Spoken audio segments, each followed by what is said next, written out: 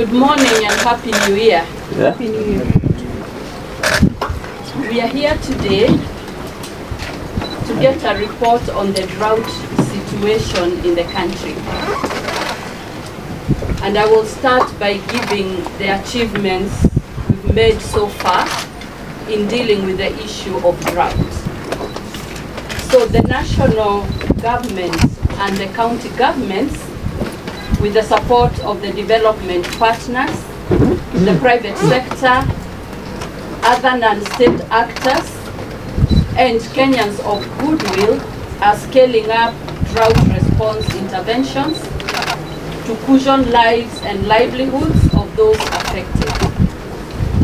We have mapped the affected counties, sub-counties, and wards that are affected in order to improve targeting and response. The priority interventions are informed by findings gathered by county steering groups, what we call CSGs, which are chaired by the county governors. The ongoing drought response interventions include relief food, cash transfers, screening and treatment for malnutrition. We have water tracking, provision of livestock feeds, and livestock offtake. In response to the desire by members of the public to support the government in its efforts to address the growing humanitarian needs, His Excellency the President established a private sector-led National Steering Committee on drought response. The government tasked the committee with mobilizing resources to complement its efforts to mitigate the prevailing situation. In December 2022 alone, the steering committee distributed relief food to 14,300 households in 5 counties under Wakenya Tulindane initiative. The relief assistance targeted 2,860 households in the worst affected sub-counties, including Magarini in Kilifi, Mwingi North in Kitui, Samburu East in Samburu, Moyale in Marsabit, and Igembe North in Meru. We sincerely thank all the stakeholders and Kenyans who have stepped in to assist. At the same time, we urge our worthy stakeholders to ride the crest of the existing goodwill to join the government in minimizing inefficiencies and maximizing our envisaged impact.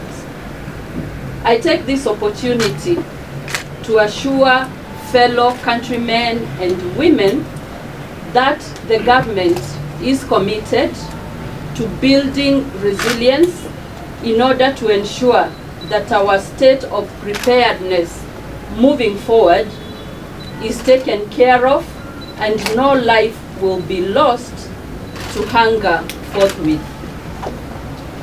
But what's the lay of the land as for now?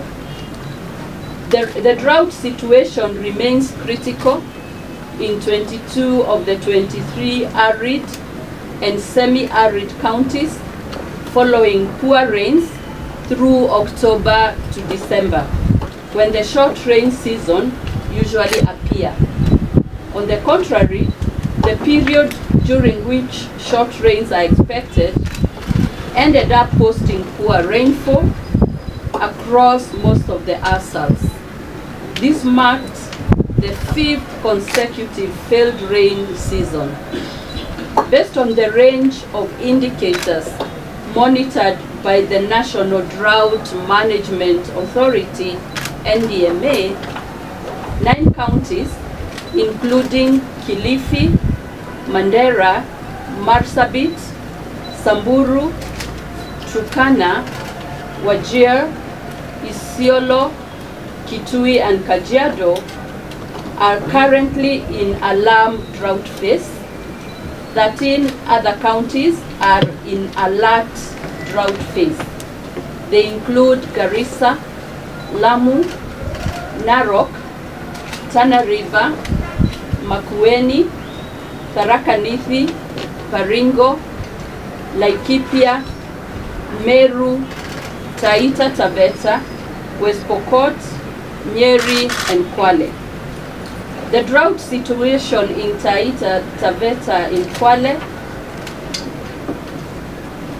the drought situation in Taita Taveta, Kwale, Garissa, and Tana River improved slightly due to the light showers received during the last week of December.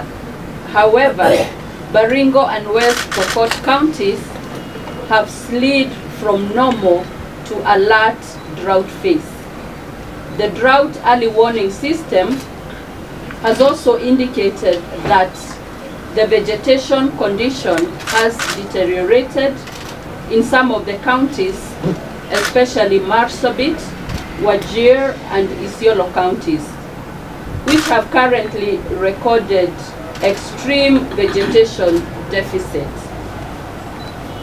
Satellite monitoring also shows severe vegetation deficits in Mandera, Samburu, and Kwale counties. Number 2, pasture and livestock browsing conditions have also deteriorated in Baringo, Garissa, Isiolo, Mandera, Marsabit, Narok, Turkana, Wajir, West Pokot, Kajiado, and Kwale counties. Consequently, the body condition of cattle and goats ranges from fair to poor as a result of long trekking distances in search of water and pasture. Drought-related livestock mortalities, therefore, continue to be reported in several counties, including Marsabit, Isiolo, Turkana, Samburu, and Mandera. Number 3, though pasture and browse conditions have improved in some of the counties, it is not expected to last long due to migration and high concentration of livestock in grazing areas. Already, resource-based conflicts have been noted in parts of Isiolo, Baringo, Laikipia, and so on. And number 4, with regard to access to water, tracking distances for households and livestock have increased due to poor recharge of resource across ASAL counties. There is therefore need for enhanced water-related interventions, such as repair of strategic boreholes and water tracking. Number 5, the delayed and poor rainfall distribution, as well as fall armyworm infestation, have affected crop production in some of the marginal agricultural areas, further determining the already fragile food situation in most households.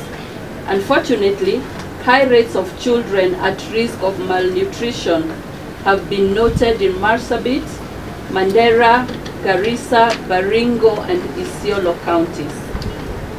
So my ministry, through the National Drought Management Authority, is closely monitoring the drought situation.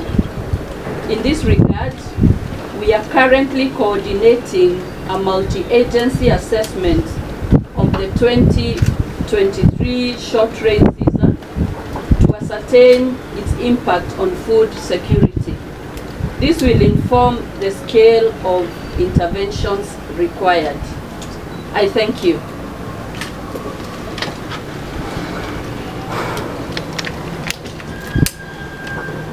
Be affected or are food insecure in Kenya are 4.35 million.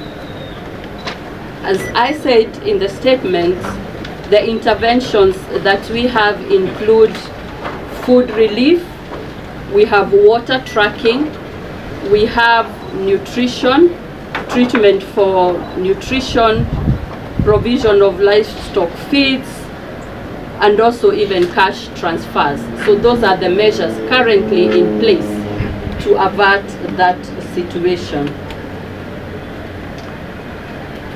Malnutrition? The number of children affected by malnutrition is about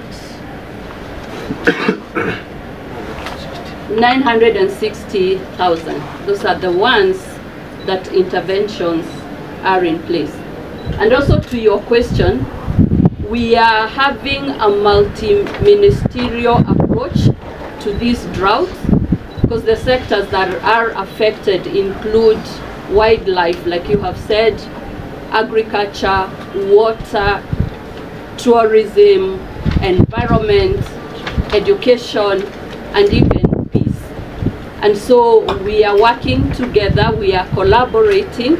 My ministry is sort of the fuse to bring together all these other ministries, and all the data that we have and interventions are discussed between and among the ministries.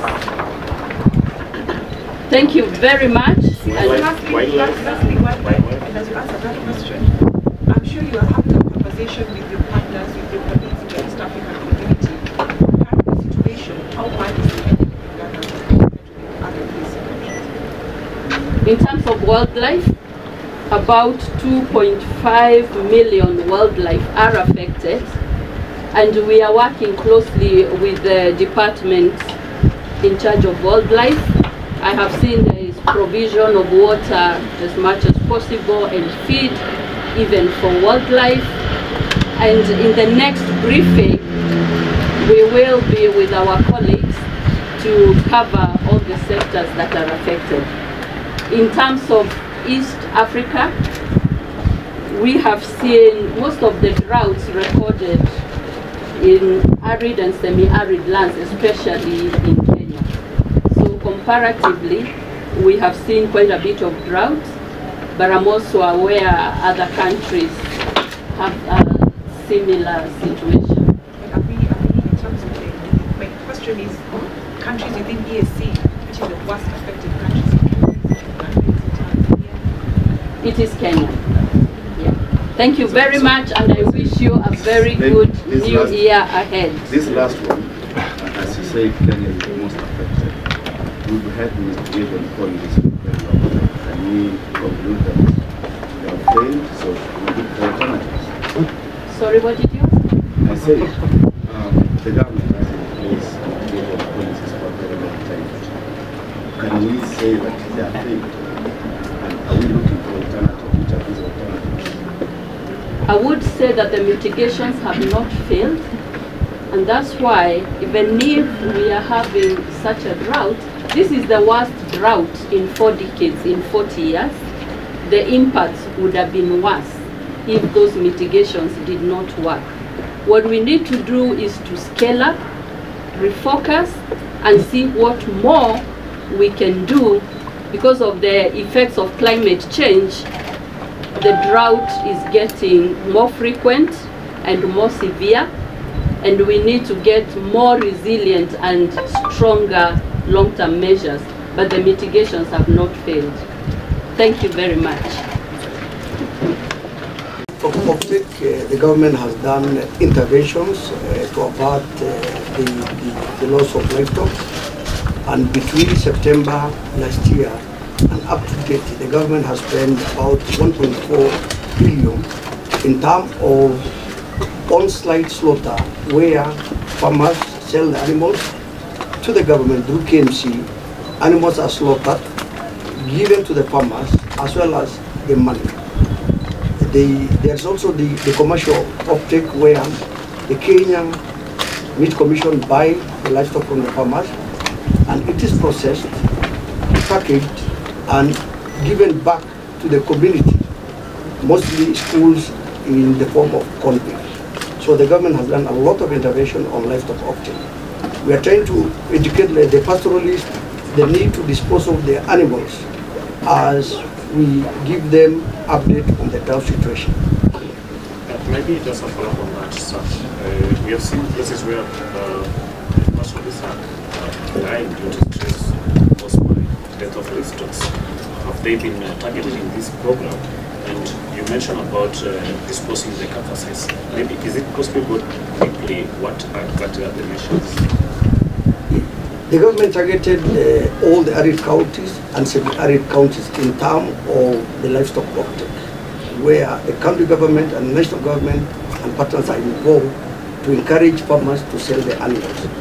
And the exercise has been very successful.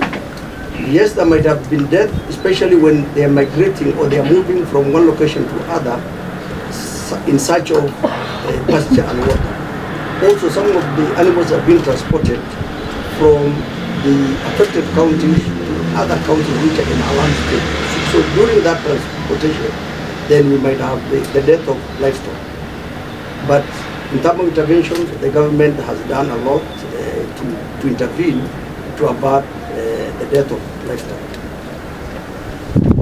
On the question of the pay bill, as you are aware, His Excellency the President established a private sector-led National Steering Committee on Drought Response, and a pay bill number was opened. As at this morning, I haven't got the update of how much has been contributed, but we will get that information and request the committee to update all of us. But I am sure that a lot of work is being done short term, and also there is a big agenda and discussion for long-term measures, because drought will always be there, but as a country we need good preparedness and long-term measures to ensure that we are not in a cycle of short-term interventions. I thank you. A question, please.